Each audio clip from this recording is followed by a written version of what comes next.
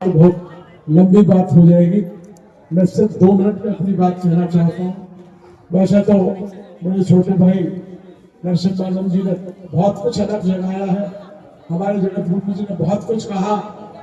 मैं सिर्फ इतना आपसे निवेदन करना चाहता हूँ, आपके विचार बिल्कुल तर्क संगत है, सर्वमान्य है, इसमें कहीं कोई किंतु परंतु के लिए स्थान नहीं है।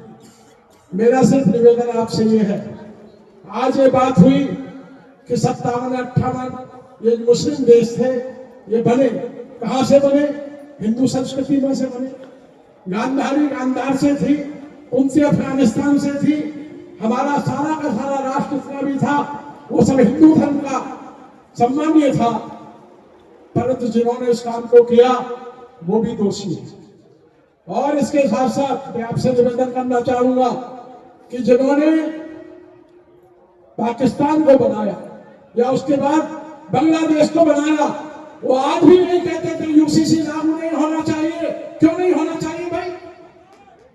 क्यों हमारी सत्ता इस बात को नहीं कहती? सबसे पहले लगा देश में हिंदू 2 बच्चे पैदा करेगा, आज हिंदू पर प्रतिबंध लगा और वो 40 बच्चे पैदा करते रहे, और आज वही लोग कहते हैं कि जिसकी जितनी संख्या भारी उसकी उतनी भागीदारी है। क्या हमने निर्णय लिया इसके बारे में? क्यों उनको अभी तक गले से लगाए हुए हैं? क्यों हमारे आचार्य और शंकराचार्य को पास बिठाने के लिए तत्पर है? उनका भी बहिष्कार पहले करना पड़ेगा, और उनका बहिष्कार होगा तो देश की जनता को लगेगा कि हाँ, सनातन के लिए हम बलिदान करने के लिए तैयार हैं। जब हम राजनीतिक स्वार्थों के लिए और राजनीतिक विद्वेषियों को अपनी बगल में बिठाते हैं तो महाराष्ट्री हमारा मिशन कभी पूरा नहीं होगा, मिशन अधूरा रहेगा हमेशा। मैं किसी राजनीतिक विद्वेष की बात नहीं कर रहा, या तो सत्ता संतों के हाथ में हो, जैसा कि पूर्व काल में चला आया है कि हमारे सबसे बड़ी सत्ता जो थी गुरु सत्ता होती थी, धर्म सत्ता होती थी, या तो उस प्रणाली को लागू कराइए कि इसके लिए हमें रहना चाहिए। किसी गवर्नमेंट से हम बहुत ज्यादा अपेक्षा जब कर सकते हैं, क्योंकि कलयुग संघ है शक्ति। जब हमारा संघ होगा, सरकारें आपके कदमों में गिरेंगी। सरकार बनाने वाले आप हैं, आशीर्वाद देने वाले आप हैं, वोट दिलाने वाले आप हैं। कहीं बांग्लादेश से वोट नहीं आते। बंगाल में भी अभी हम जाकर के आंदोलनों को चलाएंगे तो वहां भी सुधार होगा। आज सबसे बड़ी बात है, शिक्षा में दोष है। नरसिंह मानव जी ने बहुत सुंदर बात कही, मैं उससे आगे की बात कह देता हूं। आज देश में डीपीएस की हजारों संख्या चल रही है, हजारों शाखाएं चल रही हैं। कभी इस पर हमारे सनातन ने विचार किया कि डीपीएस किसका है?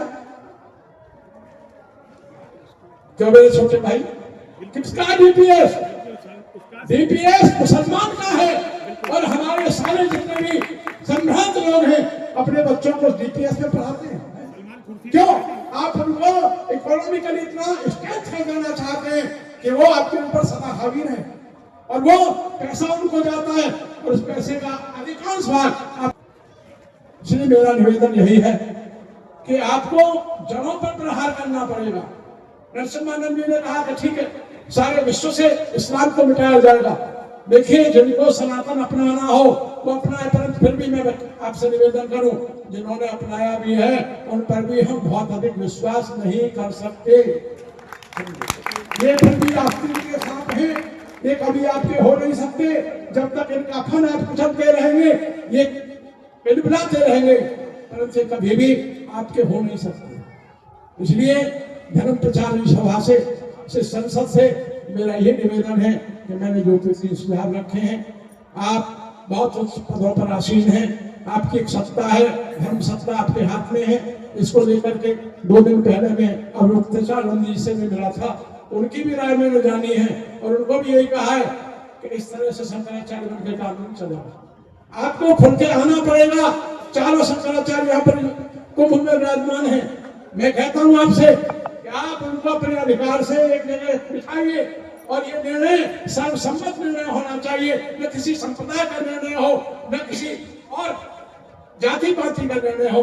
ये निर्णय संप्रदाय नहीं, बल्कि मानवता को बचाने का निर्णय होना चाहिए, हिंदू संस्कृति को बचाने का निर्णय होना चाहिए। हिंदू बचेगा तो राष्ट्र बचेगा। और फिर वही अंत में होगा, बटेंगे तो बहुत सुंदर का शेर है।